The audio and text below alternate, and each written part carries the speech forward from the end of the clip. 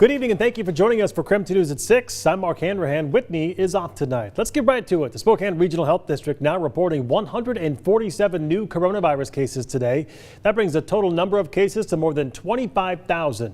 2 new deaths were also reported today. So far, 355 people have died in the county since the start of the pandemic. Meantime, over in North Idaho, they're reporting 332 new cases today from over the weekend. That brings their total number of cases to 15,754 since the pandemic began. 6 new deaths were also reported. Currently, 99 people are hospitalized. Another 135 inmates have tested positive at Airway Heights Corrections Center since just last week. In December, a total of 1,405 inmates at the prison have tested positive for COVID-19. There are more people in Spokane needing help for utility bills than ever before. In fact, the city of Spokane confirms that nearly 1/3 of its utility customers are behind on bills by 2 months. KREM 2's Amanda Rowley shares what resources are now available to help those in need.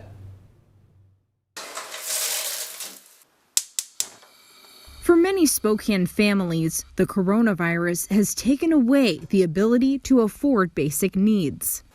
You know, the longer this goes on, the more it gets tighter for everybody. The city of Spokane says the number of its utility customers who have fallen more than 2 months behind their bills has doubled since January.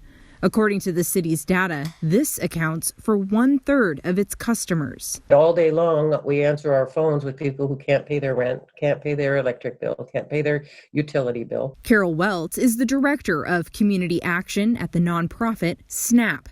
She says the need for assistance has doubled since the beginning of the pandemic. We're seeing people who've never had to have assistance before reaching out. People are in a position where there's just not a lot of resources available right now. Early on in the pandemic, the city raised funds for the You Help program. It provides one-time energy assistance to low-income households to pay their utility bills. SNAP administers these funds, along with its own Project Share, to help families pay their energy bills. Welts says these funds are nearly depleted. I think the hardest thing is trying to give people hope when they feel like there isn't, when you can't give them a resource, when there's not something to give. You know, we spend a lot of time listening to people's stories. She is hopeful, though. Welts expects more funding to be available in the new year. She asks anyone needing assistance to keep an eye on SNAP's website for updates. The Salvation Army and the Spokane Resource Center can also be a resource for energy bill or rental assistance. Meantime, Welts says SNAP is looking for ways to speed up the distribution of funds to those who need it. That is, once the organization receives additional funding from the government through the CARE Acts and other sources. So things are going to work out. There's going to be some resources. May not be as quick as we want. We probably have to jump some hoops we don't want to jump through. But it's going to work out. And even if your balance is stacking up, a moratorium on rent is in place until the end of January. As for utility bills, it will be into March or beginning of April before any kind of shutoffs. Amanda Rowley, KREM 2 News.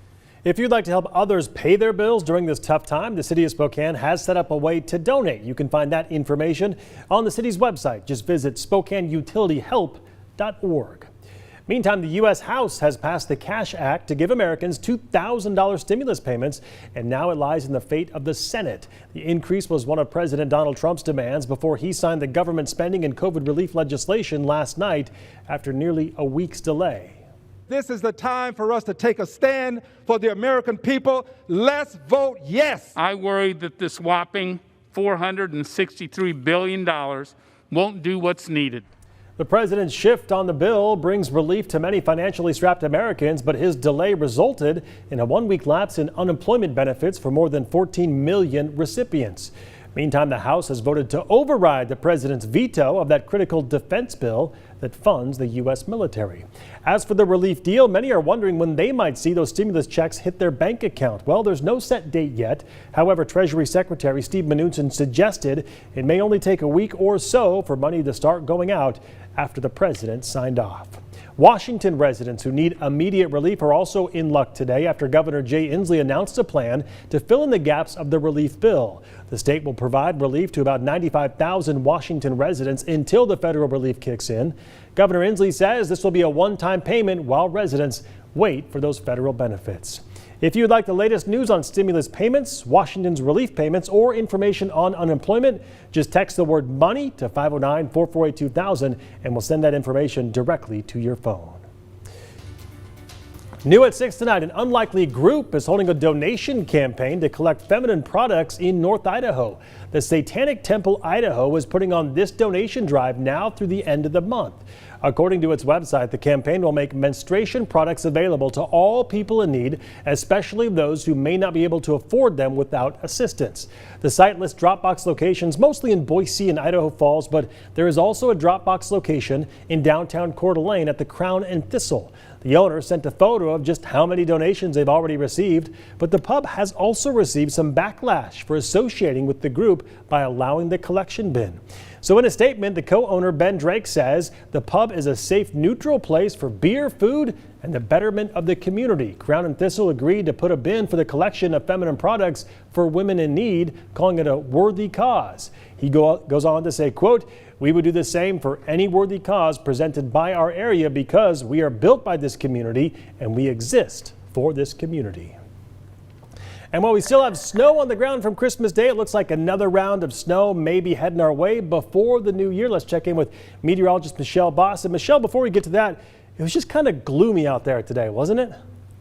Yeah, we were hoping to get maybe an hour or two just of a break in the clouds and maybe see some sun here in Spokane because we didn't see it yesterday, but pretty much the entire inland Northwest got socked in, and Pullman might have seen a little bit of sunshine. I know the Silver Valley saw some clearer skies, but for the rest of us, it was pretty gloomy. All right, we do have an upcoming snowstorm to contend with for the last couple of days of 2020, and as much as I would love to put down some numbers for some snow amounts here, it's still looking too early as the computer models are kind of waffling on amounts and don't want to have to go back and forth with the numbers. The one thing that we do know is that we will see heavy snow across the Cascades. So if you are thinking of any traveling across the mountain passes starting Tuesday night through New Year's Day, just know that you are going to be encountering some heavy snow from 10 to 16 inches. That would include Snoqualmie Pass and Stevens Pass. Right now, it does look like we have the potential here in Spokane and Coeur d'Alene to see some moderate snow amounts. That would be amounts in excess of 4 inches, but the potential for seeing a changeover to rain on Wednesday afternoon could drastically cut those amounts. So again, we're going to kind of hold off